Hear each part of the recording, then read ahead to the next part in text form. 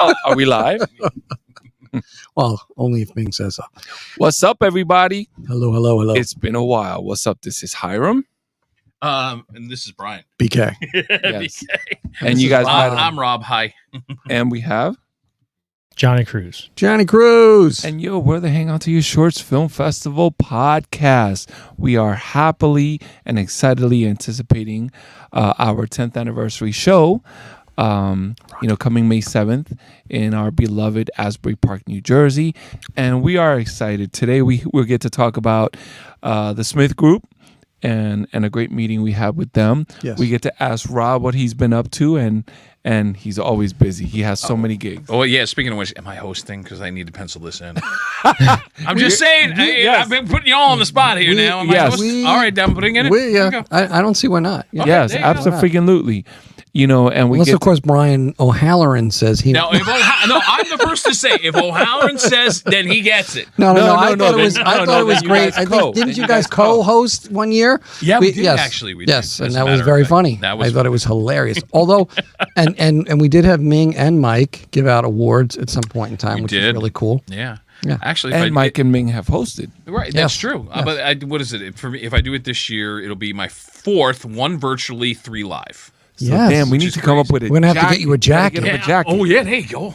Like Saturday Night Live, man. No, but much more prestigious, though. Yeah, of course. Look, I remember one year I hosted a bowling shirt, for God's sake. I mean, that was about as dressed as I got. I mean, it was all good. Yeah, I'm going to do about as dressed as I've ever seen you. Oh, thanks.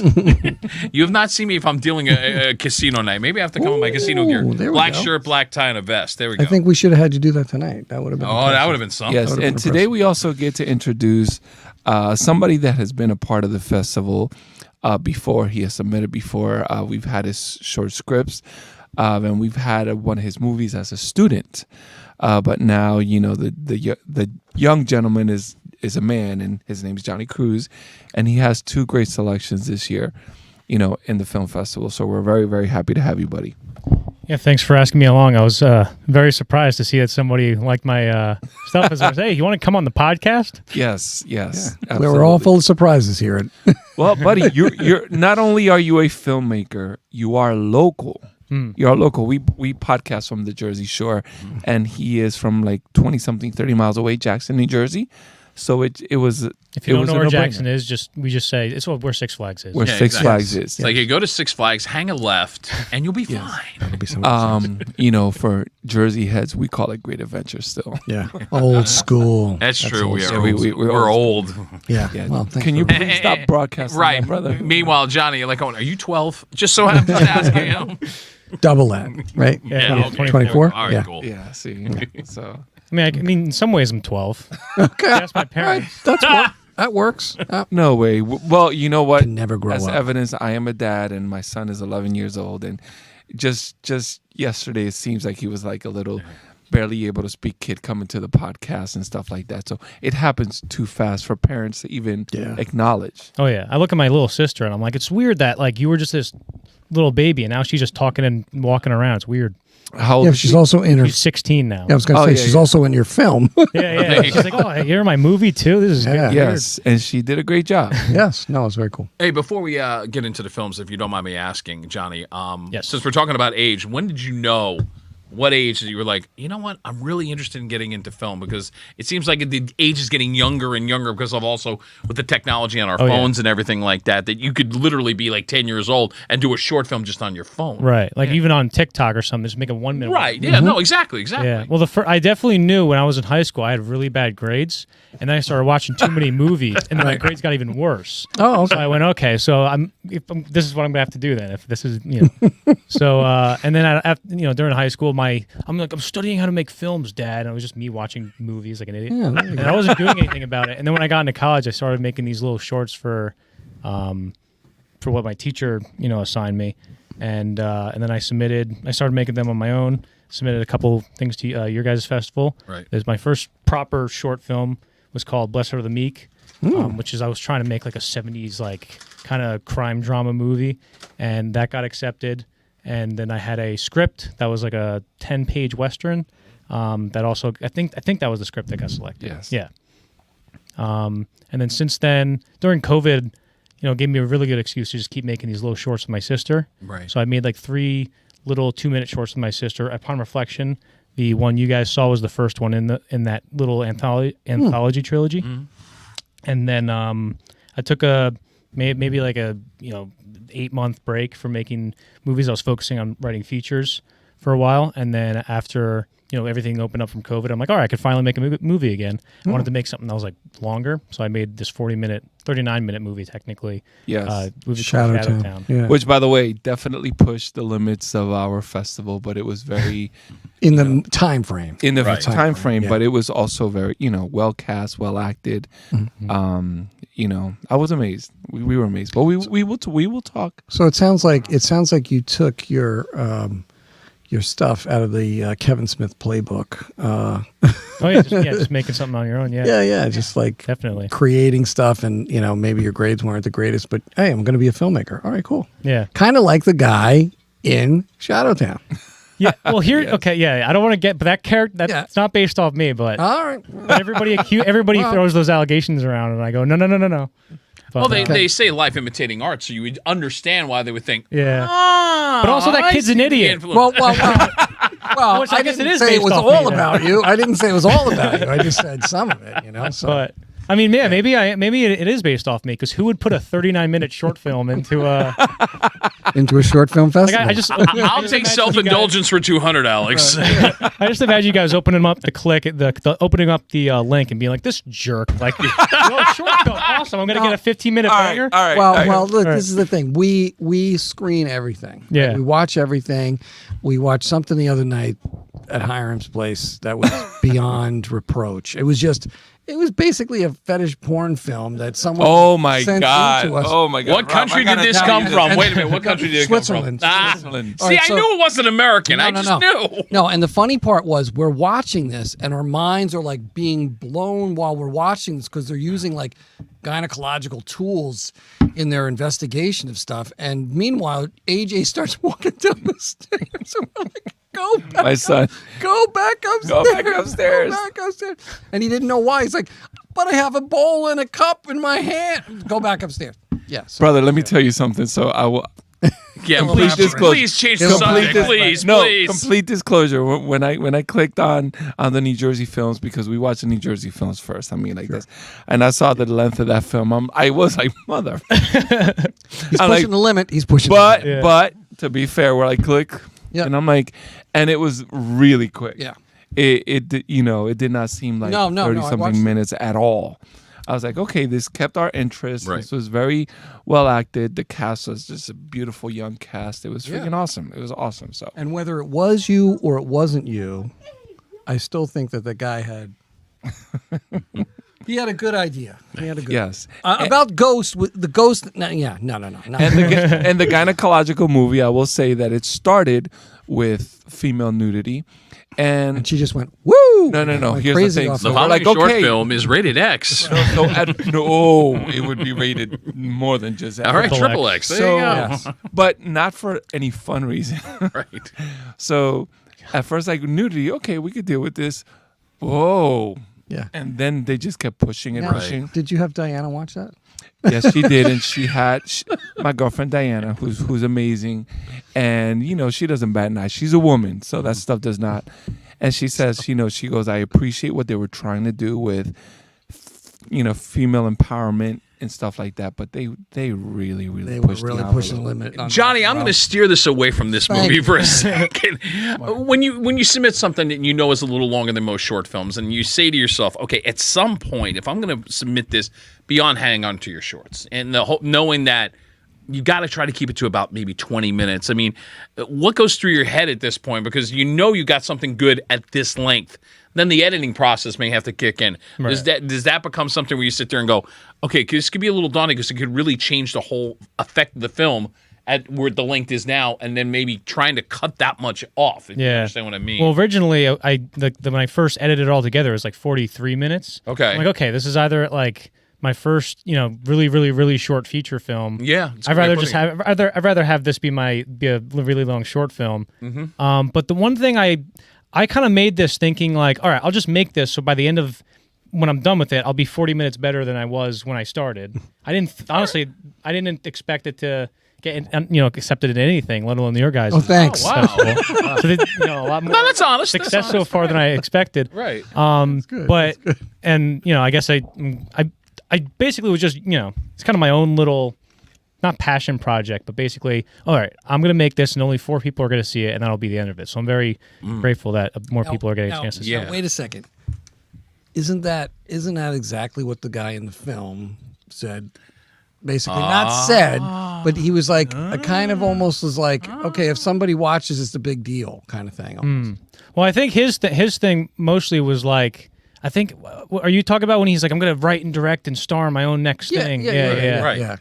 I mean, I guess, but I don't really want to be on screen. Well, I mean, but he's invested. He's into this. This is his thing. I mean, that's kind of the way I saw it. I was like, oh wow, And his poor friends.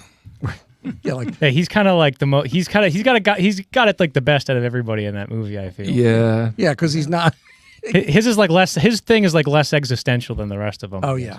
Oh no. The other people have some serious problems. and yeah, I'm going to say serious problem. But that being said, I thought it was well shot. I thought the timing on it was really good. So these are the things you take into account when you're watching. And we've been doing this for 10 years, so it's not we're going to just take anything like that. Right. That Right. gynecological film probably won't be in. No, that's definitely not going to be in. So I was hoping that I would come out ahead of that one. yes, you did. I wasn't sure. Once I saw that on the list, I went, oh no. Well, Outshine that. yes. Well, we have had a very exciting week, between watching great films. And we had a great meeting, with the Smith Group, who are our sponsors. They own Pascal and Sabine. Lovesick, Homesick, and Porta. Right. Which It's is a nice group of restaurants, by the way. very in Asbury Park. Have you been to any of them in Asbury? No. Okay. Okay, well, we're going to get you there. We're gonna get you there. Yes. One way or another. Yes. So, can you please talk about how we evolved into this meeting? So this is what was a beautiful thing.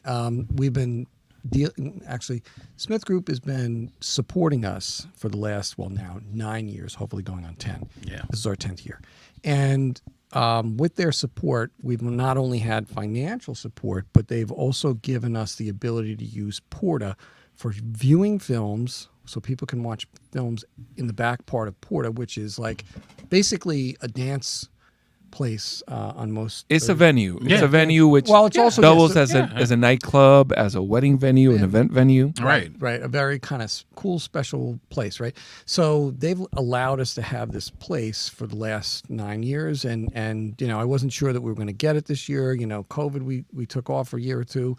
We didn't use them, but when we picked it up last year, they gave it to us, and so we wound up through my cousin Rich, Mello Lello.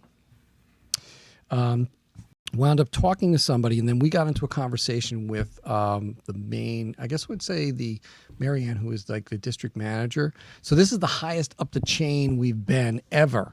Yes. Prior to that, they were just giving us checks and saying, yeah, sure, you can have Porta at some point in time, blah, blah, blah. So this was a big deal. So we meet last Monday night at Homesick, where Ariel, who I believe is a COO, and if she's not, I apologize. I've given you a title that you don't deserve, or maybe you don't deserve. And Marianne, who's a kind of like a district manager, who wonderful women, had great conversation with us, and wanted to know the history of how we got into this. And it kind of explained that it was through one of the managers at Brick Wall, which used to be there.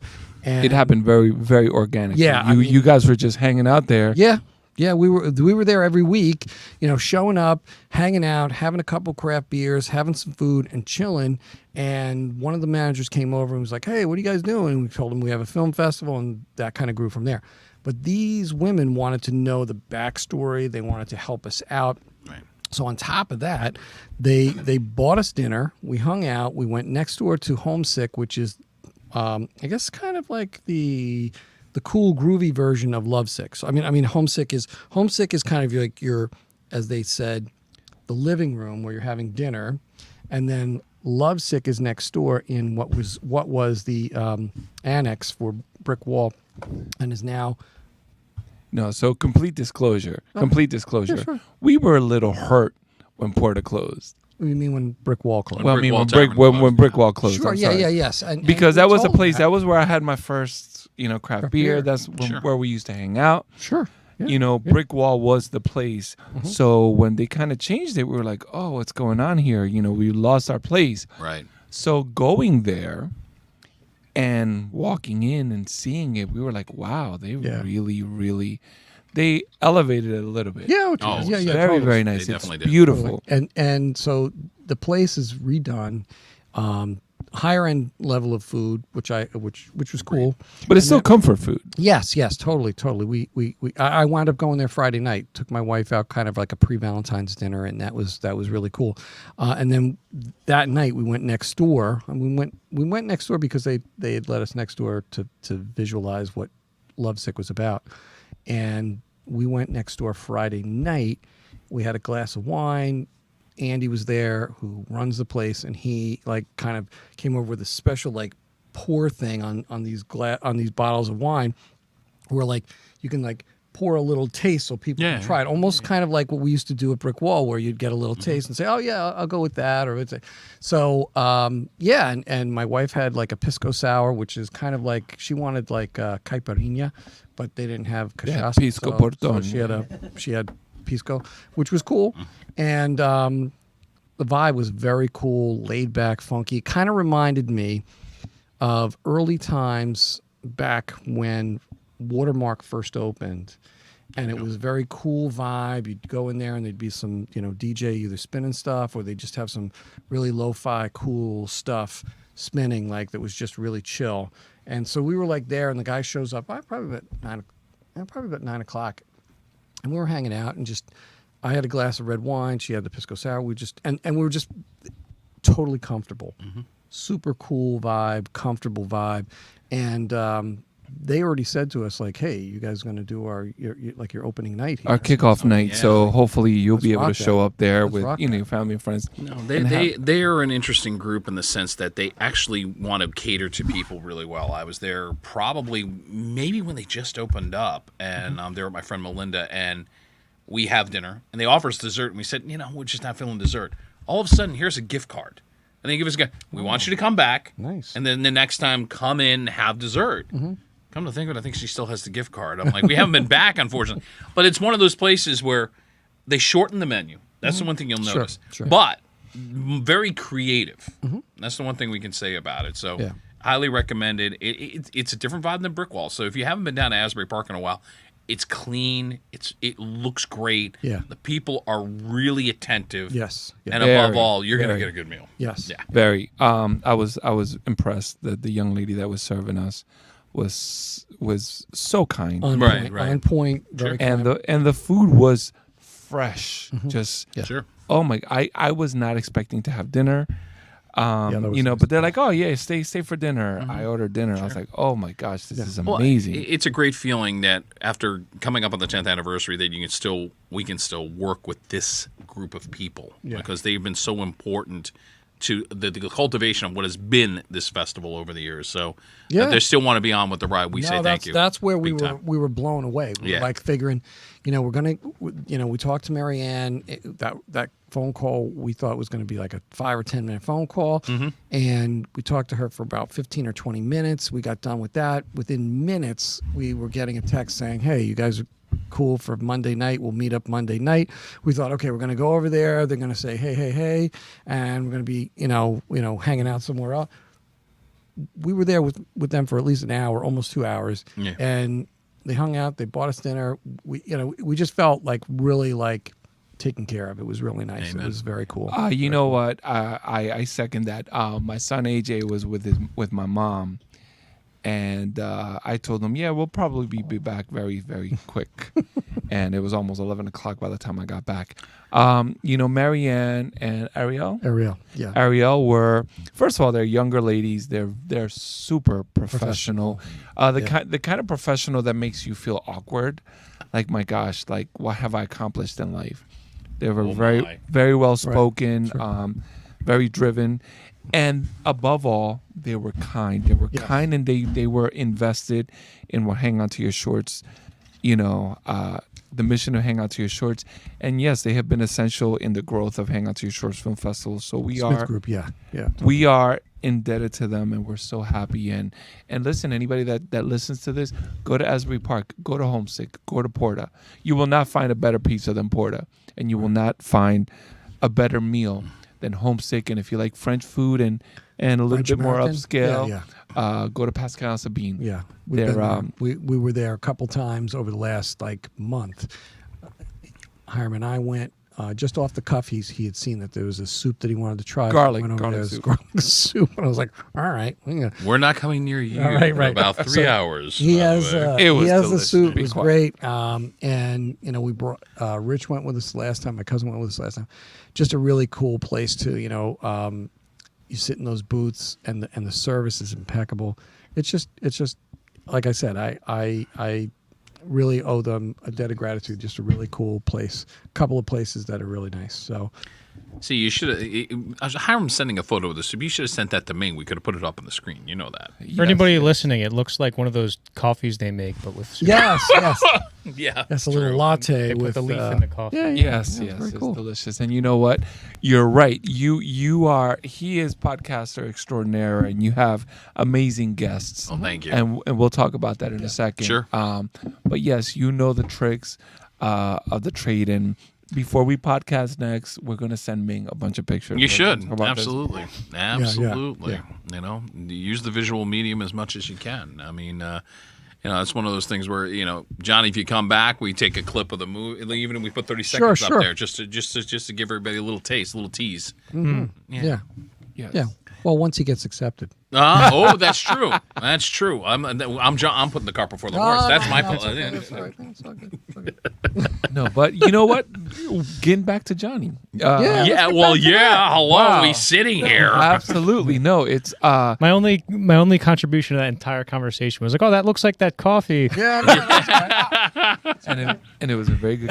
Right, me. Very astute observation. Don't look at waiting me. for I'm Ming to right now doing this cookie dough whiskey. I'm like, okay, Ming, this is one of the oddest and really nice things I've ever had. This is like, I'm not. It's like going, is this whiskey or dessert? I'm not sure which. It's great, isn't it? It really is. Yeah, and it just came out. It's a cookie dough flavored whiskey, which sounds like it could be great or it could be not so Right. great. It is great. This is called Dough Ball, and And Who makes it? Yeah. I'm gonna have to It's look not that the same one people up. that do Screwball, right? No, it's a different one. But it's really really good. extraordinarily And, smooth, but it as- is sweet. Smooth As and sweet. bad as Malort is, we voiced Malort on everybody. This is the This is anti-Malort. kind of like the opposite antithesis? end. Yeah. Yeah. Yeah, there is no anti-Malort.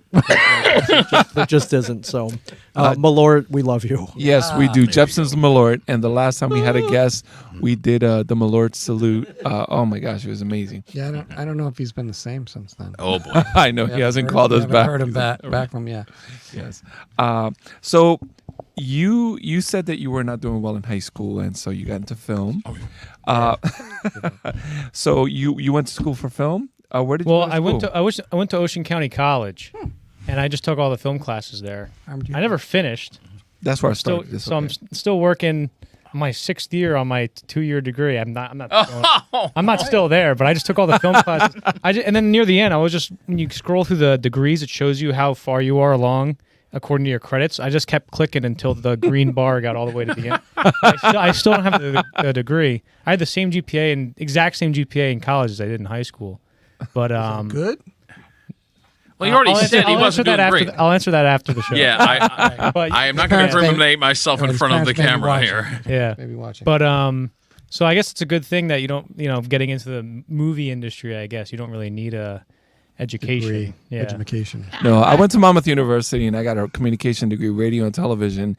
And only after I spent all that money did I realize what I should have been doing instead was working promotion at B98.5 or something like that. Yeah, but you gotta look at it. And Johnny, you'll attest to this, from like we were talking about earlier about doing YouTube videos and having that experience where even 20, I'll go even 10 years ago.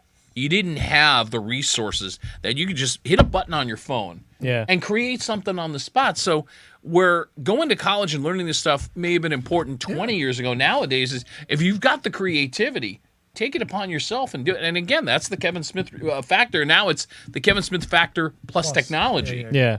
And even like technology, like also like the accessibility of it also allows you to practice with yourself now. Right. Like you That's don't a need, good point. You don't need like, oh, I'm going to make a short film. You look at, you know, like you hear like the directors talk about, oh, I made a short film for $10,000 and I had a crew of 20 people for 2 days. We had to shotgun film everything inside 2 days. Right. But now, if you want, if you have proper, you know, lighting, like lights like this, you can just film it by yourself, basically. Right. And I think that's very valuable for a lot of people because in the beginning, you just got to get all the bad stuff out almost. So the more you film, you know, it doesn't matter who you're filming with. You can film. You can get like a 10-year head start if you just like, we're not 10-year, but. But no, that's a great point because then you almost have to. You can critique yourself and kind of say, well, "This was crap. I'm just going to delete this, but I may keep it just to do as a comparable and let me try this again and then try it again." So and it's not costing you anything extra. It's just about it's costing you time. It's not costing you the money, like you said, $10,000 just to shoot this. Now it's like, okay, what is this costing me? $4. Right, $4 in a few hours of my life. Yeah. I mean, it's A pizza.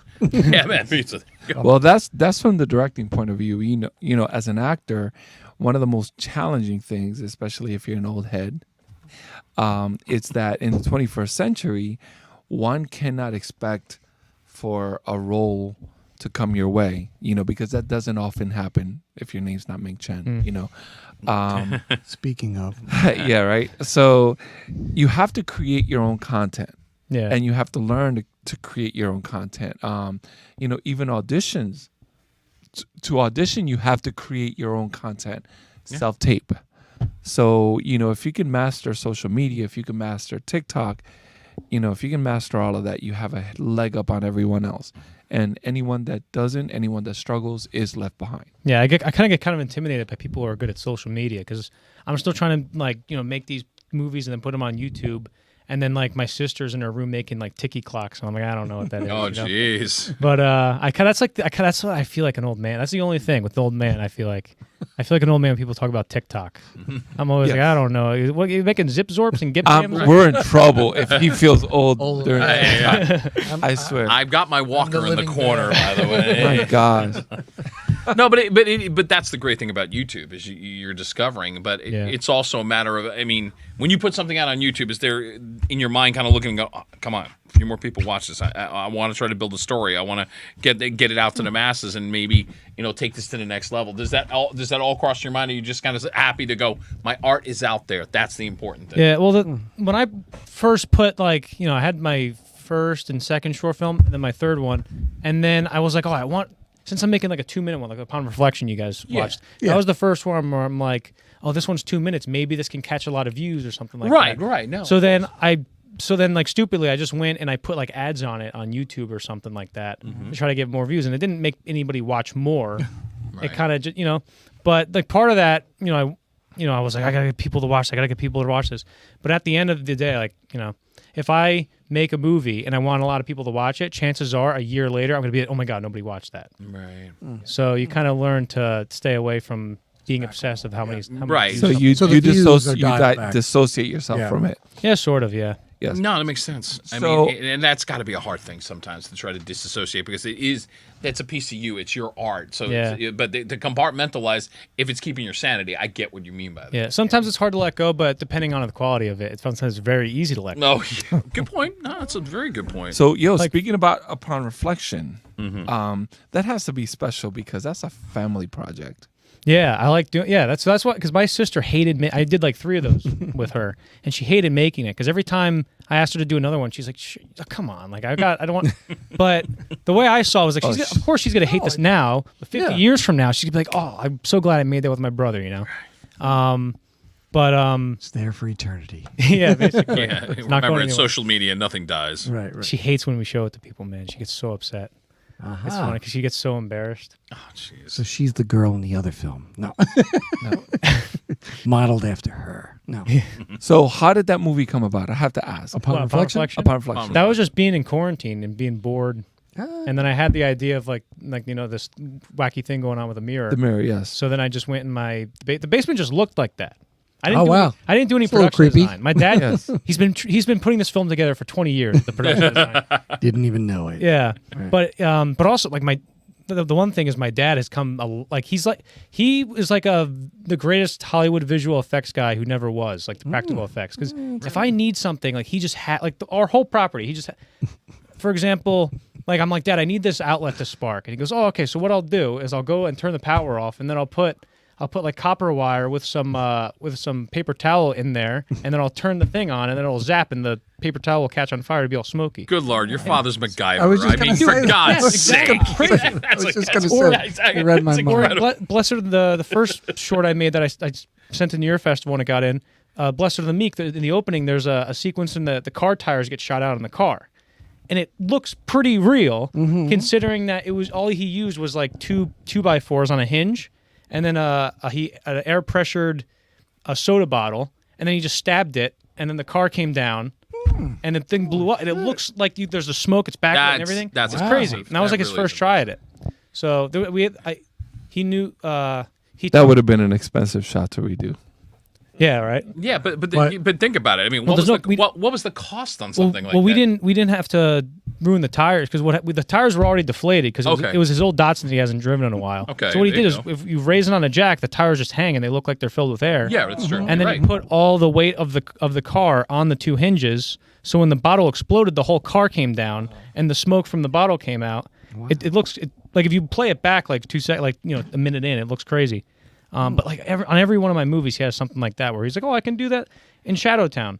The girl Maya has like the little tin cans that she has a tin can where she puts all her pills in. Yeah. I swear he was just sitting at the table on his computer, and I go, "Dad," it's like the day before we're about to shoot the scene. I'm like, "Dad, do you have like any like tins or something that I can use?" Or he goes, and just grabs a bag within arm's reach and has like 15 of these things. I'm like, "Who are you?" Right. Do you get the feeling that your father was like missed his calling in his? Well, maybe he hasn't. Yeah, that's true. There we go. If I'm successful, I'm successful. In this. You're gonna thank him when you get your. You've got your special effects guy. Oh yeah, Oscar time. Definitely saves me a lot of money when it comes to like props. But I think you make a great point because as you're trying to do these short films and you're trying to get your art out there, and if you're going to advance it into the festival world, it's going to be costly. So if all of a sudden you're saving money in that level, that's a fantastic thing. And to get what you got out of that from a guy who in this world is an amateur, but he's creative. And you're right. I mean, what you came up with was like, wait a minute, that looked really good. Yeah. Yeah. Even with my little sister in Upon Flex, she had to make a project for school. Right. And it was like she had to make a fake commercial. And I said, "Does it have to be a real product?" She said, "No." Me and my dad said, "Great." So we came up with like a bat that hits a ball 1,000 miles an hour. So one of the scenes was the ball goes through her glove. So he cut a hole in the glove, and we're like, "How do we get it to look like it just a bullet just shot?" Yeah, through right. So he goes, "Hold on." He goes in like the house and comes back out, actually with a flamethrower within 20 seconds, and it started lighting the glove on fire. Oh my God! So that when she puts it to the camera, you could see her face through the hole in the glove, and it's smoking. It's hilarious. Way. Right, and nobody got hurt either. Yeah, and she got the best thing in the clash. But you ruined a baseball glove, bro. Yeah, I we love have. baseball. It's okay. I played baseball. We had like 50 I still gloves. play. Yeah. Well, that's the thing with my dad. He has 50 of everything. Nice. To my mom's chagrin. Right, Yeah. right, yeah. Coming AJ, up on Hoarders AJ. tonight. Right. How many buckets of Flamethrowers. baseballs and softballs did we have today? 5 or 6, yeah. And I have like 30 or 40 baseball Got a bats. bucket. Yeah. Crazy. You got a bucket of them. You know what? When I was little, we couldn't even afford a baseball bat. Like, so what does a grown up do? We overcompensate. And when playing baseball, I only get to swing the best stuff. When I played wood baseball, only swung major league bats. Mm-hmm. Thank you, Jesus, for hooking me up. Jesus Mershon, he's now one of the hitting coaches for the Marlins, but he wanted played to- professional. I wanted to give him props. And Randy Ruiz, who played for the Blue Jays. I know Randy Ruiz. He used to hook me up all the time. So yes, you still ruin a baseball glove. I'm kidding. Well, my dad used to do this. My dad does the same thing with the baseballs. I was up one time, and I'm sitting there, and I see behind the pitcher in center field in the woods, I see my dad with a bucket going through looking for baseballs. Yeah. That's why we have so many. You know what? Your father's probably at the time where one baseball, what we call the Spalding in Puerto Rico, was worth a lot. Right. We used to value that stuff. When I used to play baseball, like your glove, your your bat were the world to you, and you did not lose it. You knew where it was at all times. In the 21st century, because I coached baseball for 14 years, kids now have personalized everything. Personalized cleats, personalized equipment, personalized bats, and they leave them. The locker room is like, dude, that's a $300 bat. Yeah. We forgot it. You know, those are cleats. Now it's mine. No, never do that. But I'm like, you know, I don't want to sound like an old curmudgeon and all that, but It's okay. it's in the 21st century. We try so hard to provide for our kids so much that I think sometimes, and not through no fault of their own, they don't know how special that is. They don't appreciate it. No, Johnny, I get the feeling you appreciate what your father is doing, Yes. just being that Oh, yeah. supportive, Yeah, being no, involved totally. as much as he's being involved. Yeah. I mean, has this been more of a bonding thing than even baseball could have ever been? I mean, when you look at it now?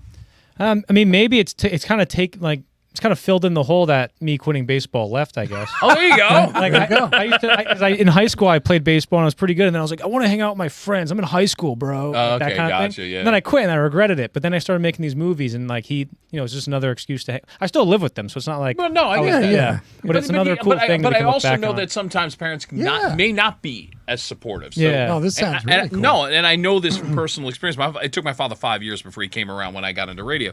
So he seemed like he was on board like pretty much from day one. Yeah, I got very lucky in that respect because you hear a lot of like I think James Cameron talked about how his dad was just Yes, like this isn't yes. gonna I'm just gonna wait for you to come crawling back to me or whatever. James But I'm- Cameron. But I'm, No, it's true. I No, I didn't, know, I didn't that's what compare I wasn't comparing myself to James No, Cameron. no, no, no, Even no. though we do have the same initials. Is that a coincidence? I don't think so. It may just be, but no. I no, just because he's like huge. Like Oh, yeah. if it's Exactly. Steven Spielberg, like, you know, they're huge. You know, Marty Scorsese, a good friend of mine.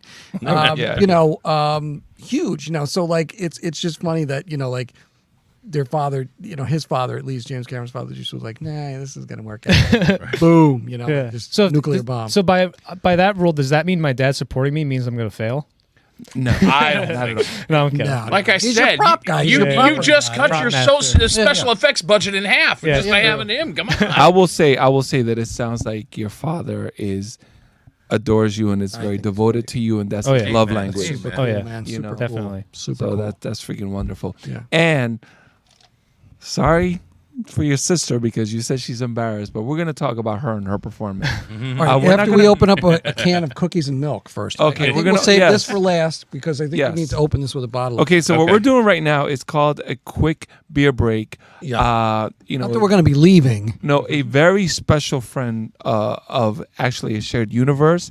One of the original sponsors of a shared universe. Podcast studio. You know, John Roscoe, who Oh, John. Hey. yes, who What's he got? still podcasts here. What's the name of his podcast again?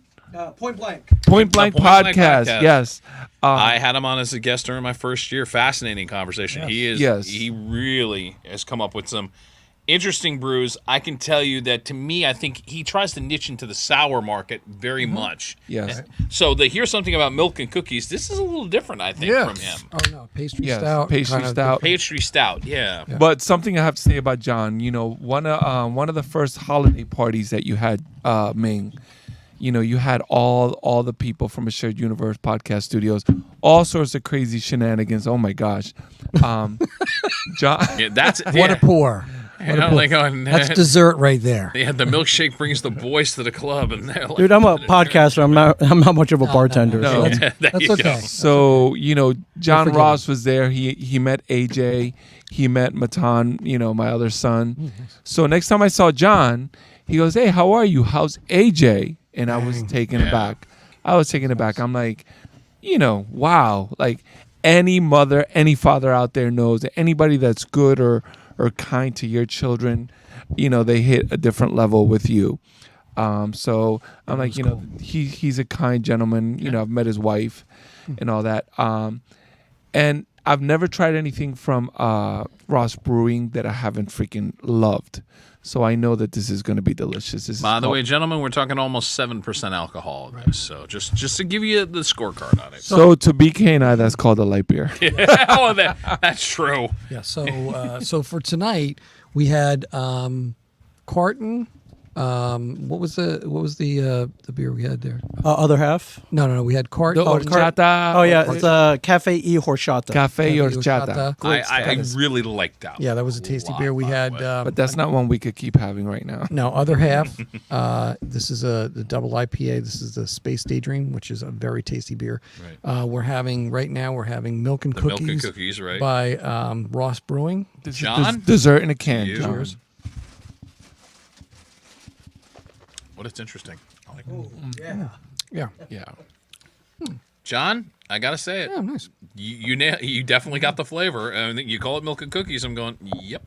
Nice. So Yeah, and it still maintains its stout Sure. to it, which is important. You know, you would It's a think. nice silky mouthfeel. Yeah. Hey, look, it's a smooth stout, which I go, okay, right away. I want another sip. Thank you. And I guess when someone gets a chance, we have to pop this barrel aged. Yeah, we'll do that in other a half. little Sure. bit. Sure. Absolutely. I'm looking forward to that. So back to your family project, Upon Reflection. It's one of the first films that I watched that I was like, wow. Yeah. It's creepy. It's just creepy. Yeah. Those In a good kind of way. and today Can and creepy today be no really a no good- It's not creepy in that way. The other no, movie you guys were no, watching. no, that's No. that was just weird. That was It's just weird. That was the kind of movie you saw in an art house somewhere in CD Oh, sure. city. No, but this movie, horror maybe not. You could put it in a horror genre because it has a nice twist, which we will not speak about. But today, I was surprised to hear that your sister does not have. What is her name again? Julia. Julia does not have any formal actor training. No, she has a really good editor. yes. Oh, Who is? May or may not be me, but All right. but this is why I asked. I'm like, you were bored during COVID and you saw The Mirror yeah. and you just came up with that concept right away. Yeah, but basically, I had the concept of like, maybe she throws a basketball in the air and then doesn't come back down, and then she sees it come out of me. I'm like, that doesn't make any sense. And then I kind of I always had the idea of like something switches in the mirror. I don't know what it was. And then during COVID, I was like, all right, let me, figure this out. So I wrote the script in like 2 days, and then we shot it in 2 days, and I edited it in like a week, maybe. Very little dialogue, which to me makes it yes. very impressive because the story is not told with words. Yeah. It's told with images. Well, that's the thing. Like, especially if you're first starting out, it's very hard to get away with dialogue, even if you have good actors. But if you don't have good actors, it's going to be like when usually, like especially with Shadow Town, like because I wrote it like 2 years ago. When I listen to the people talk, sometimes I cringe. But when nobody's talking in the movie, I'm like, this is really good because nobody's talking. Sure. I saw somewhere that in that book Hitchcock Truffaut, they were talking about like what beginners should do, and Hitchcock was like, just stick to the silent stuff because that's basically the bones of filmmaking is just the visual. You don't really want to rely on the dialogue at first. So that's why the three. I call it the Paranoia trilogy, the Upon Reflection, Cognizant, and Chronologic, the 3 2-minute shorts I did, are basically... We have not seen Cognizant and Chronologic yet. Okay.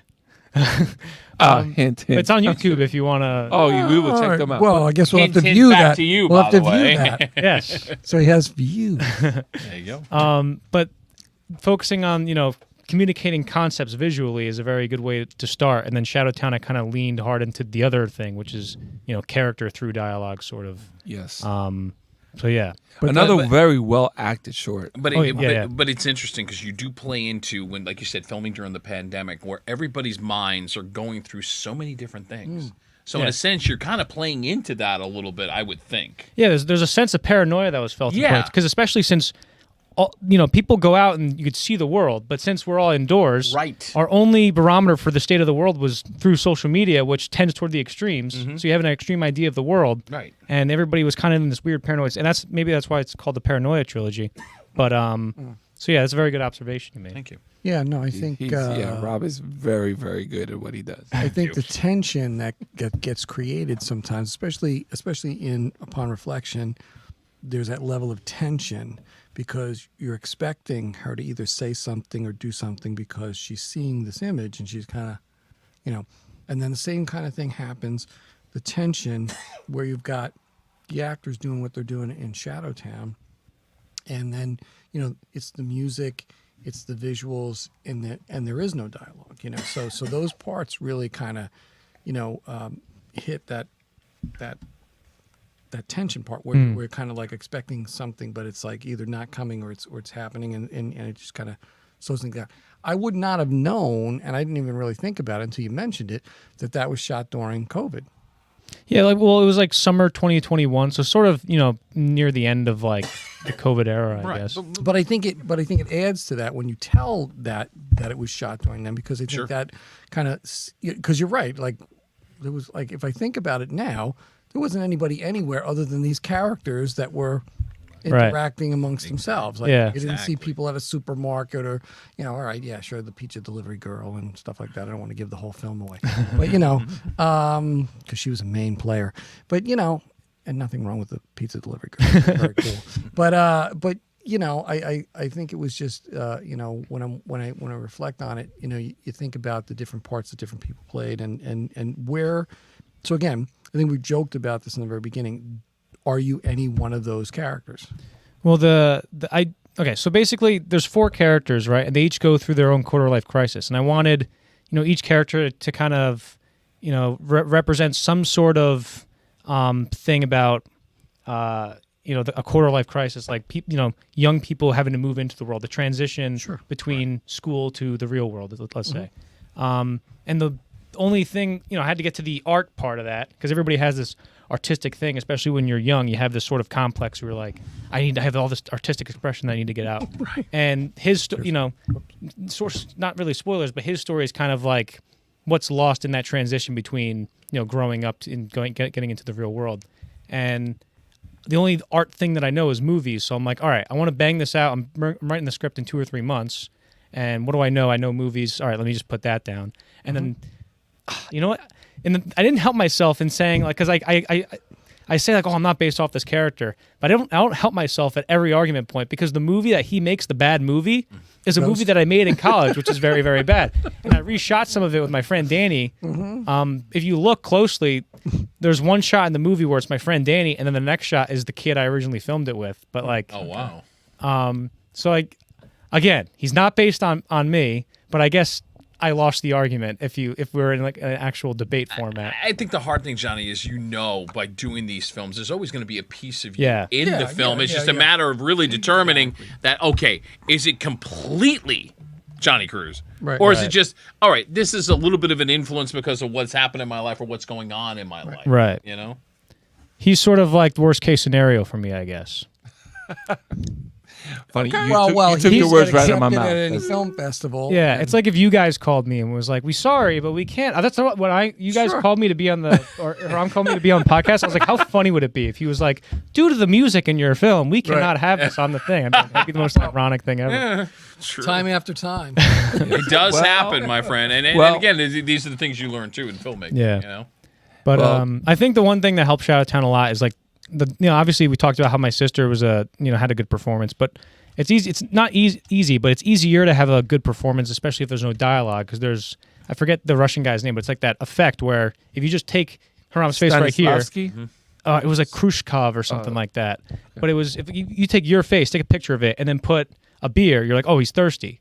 But if you take a picture of it and put, a puppy, you're like, oh, he's happy that there's a puppy. Your brain kind of fills in the gaps between the cuts. Yes. So with her, I had that luxury. But with this, since there's dialogue in it, in Shadowtown, like I need real actors. So my friend Sarah, who's actually, I think she's like a few credits away from being a SAG actress. Nice. And then Pat was also an actor.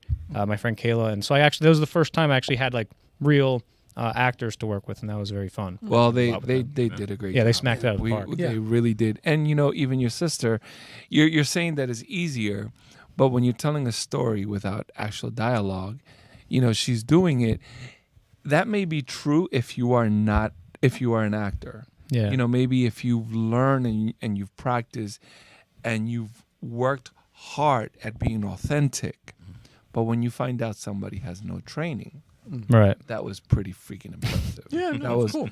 Because her range of emotions, like the quizzical and curious and the alarm and pretty freaking good. I was like, wow. And even being the other version. yes. Yeah. Oh my gosh, absolutely. That look. I don't know where the hell you got it from. I don't know if you practiced it, but that was creepy as heck. Yeah. The look. When you see it, you'll understand what Right. I mean. Well The said. look. I appreciate it. That was like two different people. I'm like, wow. Yeah, it freaked my parents out for a few days. They had to look at her different just to make sure. Yeah. For like the first exactly. week. My mom still like just cries when she watches it. Oh, wow. She goes, "What? No!" This is not my daughter. I'm sorry. No. Freaking awesome. That's what parents do. Yeah. So, where we at? Well, we are lauding Johnny Cruz, Yeah. local filmmaker and actor. And you know what? This is what we really aim to do. Hang On to Your Shores Film Festival is a quaint, Asbury Park centric film festival that promotes films from all over the world, good films from everywhere. Right. But whenever we have local, Switzerland. except, and whenever when we it's have Triple local, X films Yes. from Switzerland, yes. but I mean, if you want to Yeah, send them, by all no, no, means, we'll- If Vin, we'll screen Diesel, them. if Vin Diesel sends in a movie, you guys better accept it. Oh no, Triple X, yes. Very nice. good. Absolutely. Very That was good. Play on really words good. there, my Yes, I got that one. Yes, I mean they want to send the movies. We'll screen them. We'll buy the popcorn and Yeah. No, but whenever we have local filmmakers, we really do feel indebted, and we really feel inclined to do whatever we must to include their projects. Right. But it's When they're it's ma- good. It When they're yes, yes. Yeah. But when it's way easy when the project is local and it's just a That's great good. project. Yeah. Yeah.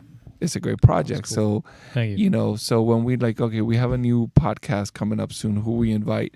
He asked me. I'm like, I know exactly who we're going to invite, and I'm glad you can make it. Yeah, you no, know? that was cool. Thank you guys for having me. I was like I said before, like when you first emailed me, I'm like, is he gonna say something about the music? And it's like, hey, you want to be on the podcast? Like went from 0 to 100 real quick. But I really appreciate Yeah, we it. can't You guys screen it. inviting me out here has been very fun. Oh no. Oh, so is that why you were like, oh? He Yes, just because- thought he thought because- the worst, and it came Right, paid because off. Matt in the movie got Yeah, he didn't get in because he Yeah. had Cyndi Lauper. yeah. It's- Well, that has Good happened. time. Especially during COVID times. Yes, because we Where had the stream. We streamed at the film festival. We had to stream it, which was definitely. Listen, we made the best of it, Yes, but we were not very happy about that. I Shared Universe Podcast Studios helped us out. In Eatontown, Big time, crazy big back time. then. That was how we did it. Yeah. We went through them. A lot But- of blood, sweat, and tears that a lot of people don't know about to do something like that virtually because there's a lot of hours going yes, on here. and Bravo the to stream being stopped because try as we might, we don't know that piece of music is going to stop the stream. Right. Yeah, Yeah. and that you got- happened a couple times. What people don't understand, and Johnny, I know you're learning this too, is like trying to get licensing on music is a difficult and expensive process. So you have to kind of go, okay, I got to find public domain and find something, or maybe you got a friend of yours that's doing some music. Oh, yeah, go ahead, take it, and good luck with it. Right. Yeah, well, I'm lucky. My friend Danny, who was he was the star of the Bad short film in the movie.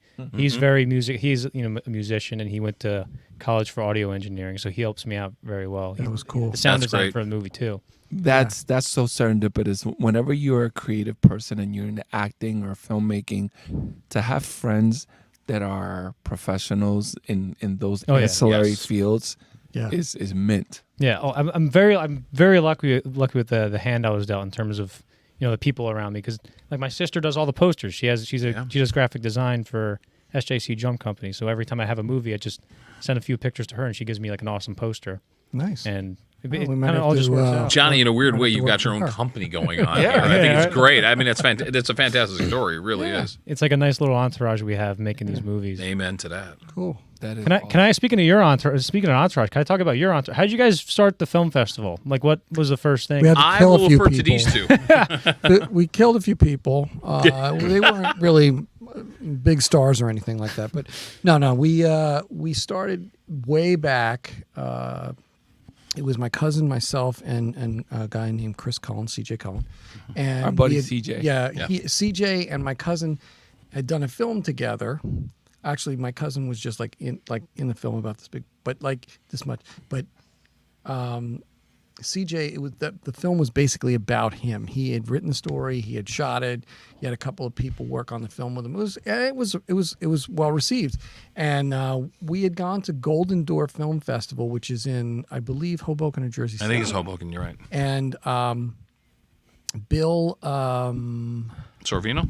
Thank you, sir. Well, he's on the money. Yeah, well, This cat again, is always on the money. I hate to say it, future guest on my podcast. So No, good. that's No, what no, I it's have. awesome. Good. No, he's a cool guy. Yeah, Bill's good. We, and I actually got to meet Paul Sorvino, who's been in Goodfellas and all. May that he stuff. rest in May he peace, man. peace. Yeah. But Bill was his nephew, and so Chris had the film in there, and we started going to these film festivals and checking these things out. And we're like, wow, this is a lot of fun. This is cool. We're catching some films. We're catching some actors. We met one of the guys from Sopranos and a couple of other things besides Paul, and. I said, wow, this is cool. And then, Garden State Film Festival is here every year. They moved down to AC for a while. They were in AP for the most part, Asbury Park for a long time. Moved down to so when they moved down to Atlantic City, there wasn't anything going on around here. So we said, hey, what would it take for us to do our own thing? So the three of us got together. We started, we did Without a Box, I think was the first thing we did, and Film Freeway. Film Freeway. And then started putting things together. We went and talked to the people over at the showroom who are different owners than the owners now. And that was it. We advertised it. First year was another name. And then we were told we couldn't use that name because somehow, some way, it was too close to somebody else's name. Right. So we came up with Hang On to Your Shorts, and that was kind of a collaboration between CJ, myself, and my cousin. We were like, well, what is catchy? So, we kind of thought about this, and then we came up with a character, holding his shorts up with the, the film canister in front of it. And then CJ had a graphic designer and kind of put it together. So yeah, and then we've been doing this, and Smith Group has been with us every step of the way since we became Hang On to Your Shorts. And, each year we've kind of tried to strive to get better and better. This year we're hoping, because it's year 10, that we're going to have like swag bags. I don't want to give too much away. Live ammo, some different things, like stuff that we haven't had before. And, Cannabis is legal in New Jersey now. Credit where credit is due. When I came in the one year, I was being honored with a local award by the guys here, which I the thought magistrates. which was a nice honor. But with that, I also know you were tied into a vodka company, and you were giving every one of the award winners and it was great vodka, by the way. Yeah. So I thought that was a really cool idea. Broken Shed vodka. Yeah. Yes, Delicious. really good vodka. He has a pint glass over there. We can see it from here. Said. Yeah. So I mean, to see that, you guys have always been creative enough to kind of go. And if you are going to do the swag thing, I'm like, get them back, by the way. We'll get them back if we could. But last year we had cigars from, I want to say they were part of Monte Cristo, but I know there's another name that we're leaving out here, and I don't have it in front of me. And they parked themselves right in the monk room, right off of Porta's back area where we have the film festival and have the award ceremony. Right. And they handed out free cigars, and it was just a cool vibe. We have a step and repeat that people hang out in front of and take a picture. You know what a step and repeat is? Yes. Yeah, it's the like thing in the the, background. Background Yeah. where it has all those labels of people. And people do those Like has hang out to poses your and shirt. stuff. Yeah. Yeah. Crazy poses or whatever, meet up with cool people. Yeah, meeting like this. Shannon or Right. or Yeah. Rob Or Atkins. ghetto pose. And go home and googly Rob Googly? Googly. Googly, wow. Googly Rob Acampora. You'll know who he is when you see him. Yeah, you know what we Man, the really myth, the are. legend. Yeah. It's a lot of work, no doubt, but the work it that you guys really, put in. just like you in filmmaking, it is a lot of work. But when you're invested, emotionally invested to it, the journey itself is the win. It's the triumph. Yeah. Creating your art is a triumph, and you know what? However it may fall, we're working really hard to put forth a great product. And if we have 1,000 people or 100 people show up, I want everybody to have a great time. And you Amen. know what? Whatever we can give you guys, whether it's cigars, whether it's Death Wish coffee, whether it's Yes. some Ross brews, or Icarus or somebody. Yeah, well, doesn't the group have a new? You were showing me a new bourbon or whiskey. The Smith Group, yeah, but that's really high end. Damn. Yeah, and that's their own thing. That's their own thing. So Guys, if I'm hosting, I'm like, oh, you give me a bottle. we can see if we can finagle. We can buy a bottle. We'll see if we can buy a No, bottle. I'm not gonna ask you to buy a bottle. Give it to me. We No. can- no. So yeah, I mean, thank you for asking that question because it's a labor of love.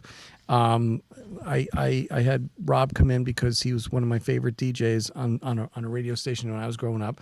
The year before, we had one of the guys he worked with, Rob, Rich Robinson. Yeah. And I've known Rich for a long time, on and off, because Rich used to work at a CD store. He worked at CDs, you don't know what that He is, worked yeah. at Vintage Vinyl. He worked at so many different places. Every time I walked in someplace, I was like, "Aren't you Rich Robinson?" It was like, "Yeah." He's like, "Yeah, I'm here." You know, like kind of back in the, I guess it was probably like the '90s, probably before the 2000s.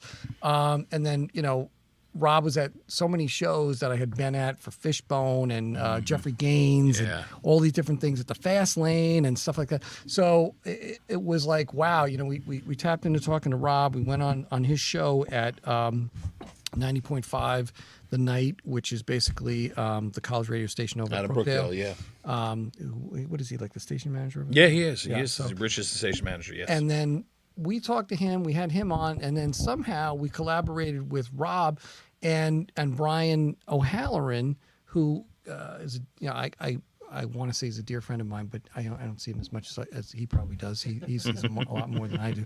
He's a wonderful, wonderful actor, a fucking cool guy. Yeah. He's cool. Sorry. He's cool like this guy right here.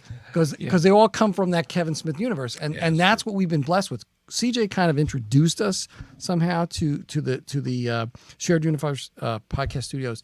And then we started podcasting out of here, and we became like Kevin Smith-ish people because of the people we I like hang the out ish with. on that. Yeah. Well, So we hang out with Ming when we can, and Ming has been like so cool. We've hung out and partied with him in Texas at cons. He's always been gracious at having us here, and yeah, we're actually in that picture with so many people, right? Amelia Clark from Game of Thrones. Yes. Right. Yes. Yeah, you guys are Amelia Clark and Natalie representing. Emmanuel. Yes. Remember her? Oh my gosh. How could I forget? Yes.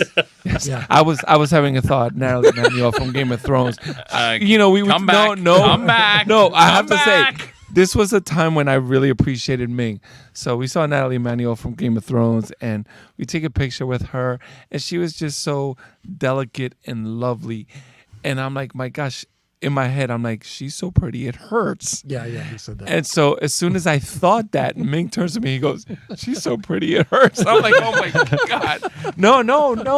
Calm down. Hey, No, man, I'm sometimes saying- it I'm ready to happens. hold No, him I'm down. saying- Sometimes it happens, I'm yeah. saying that I looked at you. Oh, I yeah. looked in your eyes in that moment. yeah, I was we like, knew. exactly what I thought. We were like, ow. Like we were oh God. we were in Like, Wait a minute, I'm going to host Ming down now. No, jeez. you've got this all wrong. That's not what we're thinking at all. No. She's just she yeah. loves No, yeah. just a cool. Admiral. She makes you Yeah. makes you feel like Shrek, like Yeah, she was. Donkey!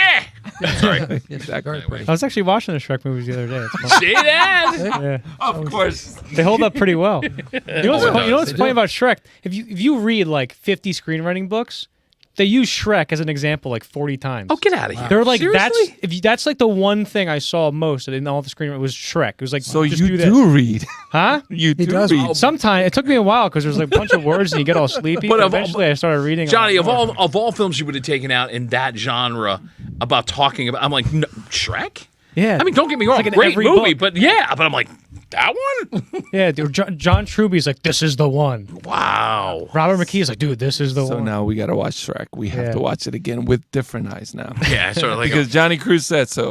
no, hold on. Just pull it, just bend it back, just real quick. Just hold it, bend it back. Just do it. It's my mom calling. It's like this. Oh, okay, fine. I'll watch Shrek again. Okay, fine. Yeah, That's all. It's okay. What is that? Oh, it's your mom calling. My mom called. Wants to say goodnight. Okay, so that means we need to wrap this up. I don't think. live with Yes, my mom. no, we No, have but to wrap it yeah, up. because if mom's calling us, it's telling us it's just about time. So this is what we do. We do a really quick. It's a build-up and So you can Mark start Goodson. with the thanks. You can start with the thanks. okay. Oh, well, who am I thinking? No. Well, let's start with the obvious. Let's thank a shared universe podcast studio. Yes. Which has given us a space to hang out. Now, you may party and do your podcast somewhere else in somebody's room, but this is what it is here. Dig it. Check it out. And officially open to 10-year-olds and younger, unlike that's what some I heard. restaurants at the Jersey Shore. Right. And with that, so this is a great place to podcast. We've podcasted here, podcast at Bellworks, and Ming has been kind enough to take us on the road at times.